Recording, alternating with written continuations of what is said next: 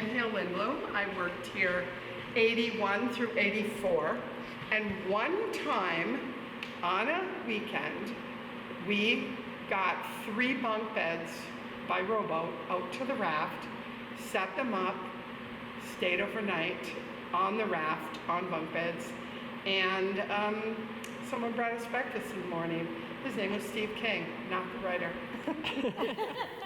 In January of 1980, I was a student at Carthage College in Kenosha, Wisconsin, and Andrea Boehm was my college roommate. She was Andrea Spiroff at the time, and somehow we talked somebody into approving us staying at Fortune Lake for the month of January in 1980.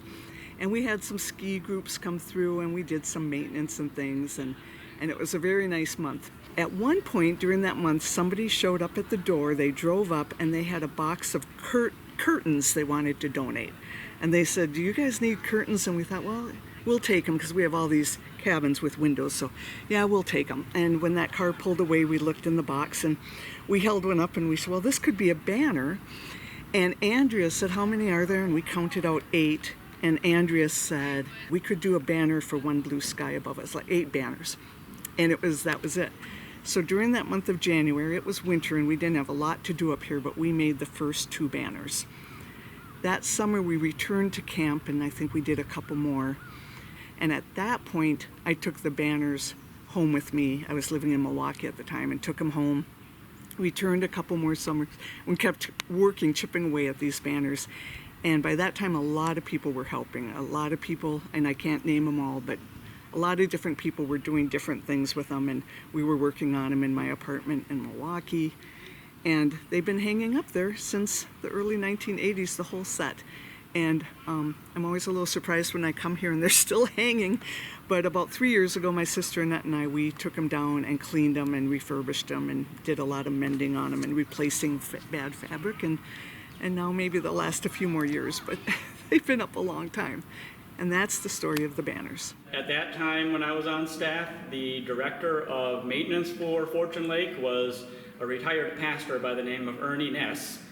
And then as we did the Scooby-Doo thing of unmasking the villain, we take off this gigantic Ernie head, that gets lifted off, and it was Ernie under the Ernie mask, and heads exploded.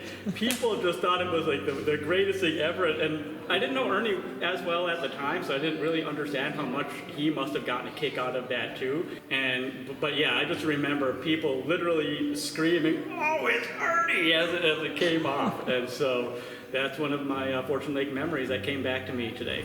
And I want to honor this mouse because I had given it a name. We called it Lucas. And there were about 7 of us that all met at Palace Dock, and we walked down. We go down, and we're singing like Sanctuary and really calming songs, and something about the ceremony is so incredibly cathartic. And I was not expecting to be beside myself, but I am sobbing over this mouse, and it's earnest. And everyone else can kind of tell that there is this great burdening, and so we're all kind of here in this reverence for me, and I felt so supported, but it was also for this mouse, and what's at dusk. But then we lit a match and set it on fire, and sure enough it went up, and it was sad but peaceful as we watched this little pillar of fire get smaller and smaller as it went on to Fortune Lake. It got less reverent and adorable when 26 minutes later it was still on fire. Grace of Jesus, greater than all my sins. How shall my tongue describe it? Where shall this praise begin? Taking away my burdens, setting my spirit free. Oh, the wonderful grace of Jesus, breathe.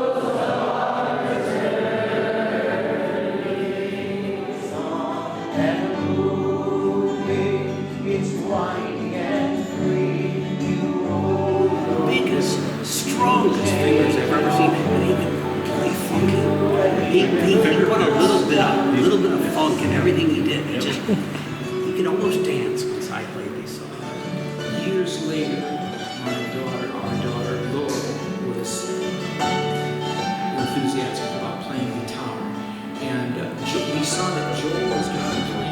Everybody in the church thought I was going to be a pastor, except for me. And he said to me one day, well, when you get to seminary? And I said, what? I said, I'm not going to seminary. Unfortunately, after he asked it, I couldn't stop thinking about it. So I finally decided, well, then maybe I should give it a try. But I was also... Right there by the cross. We climbed those trees. People would be right below us. Where is that? Where are they? Let's try over here. And we'd be like 10 feet above their heads. Hello. I can't remember. Right. One girl was precocious and laid that out and all of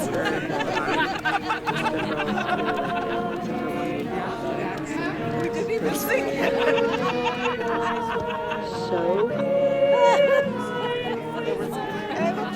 If he just invited you, it meant you were like going to Bob's for pie. That was good. But if he drove by and gave you a hat and said, "Get in,"